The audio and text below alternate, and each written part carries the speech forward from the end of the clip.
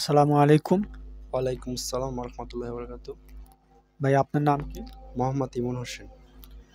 ভাই আপনি বাংলাদেশ পুরুষ অধিকার ফাউন্ডেশন পটুয়াখালী জেলা শাখার কোন পদে আছেন? বর্তমানে ভাই আমি প্রচার সাংবাদিক পদে আছি। তা বাংলাদেশ পুরুষ অধিকার ফাউন্ডেশন যোগদানের কারণ কি?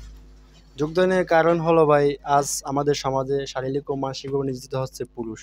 লজ্জা ভয়ে অনেক পুরুষ প্রকাশ করতে পারতেছে না, আবার যদি অনেক পুরুষ প্রকাশ করে তাহলে লাভ হচ্ছে না, কারণ আইন নারী সুরক্ষার কথা বলছে। পুরুষ সুরক্ষার নির্দিষ্ট কোনো আইন তৈরি হয়নি। পরকীয়া পুরুষের জেল জরিমানা শাস্তির বিধান থাকলেও নারী শাস্তির বিধান নেই। পুরুষ যদি পরকীয়া করে তাদের শাস্তি হয়, কিন্তু নারী যদি পরকীয়া করে তাদের শাস্তি হয় না। আমরা চাই নারী যদি পরকীয়া করে তাদেরও শাস্তি হোক। এটা নিয়ে আমি সরকারের দৃষ্টি আকর্ষণ করতে চাই এবং পুরুষ বিষয়ক একটি মন্ত্রণালয় আনা চাই। যদি নারীরা পরকীয়া করলে শাস্তি, পুরুষরা পরকীয়া করলে শাস্তি হয়, কিন্তু নারীরা পরকীয়া করলে তাদের শাস্তি হবে না কেন? তাদেরও শাস্তি হওয়া প্রয়োজন। তারা সব ক্ষেত্রেই সমান অধিকার চায়, কিন্তু শাস্তির ক্ষেত্রে সমান অধিকার চায় না। এটা তো হবে না।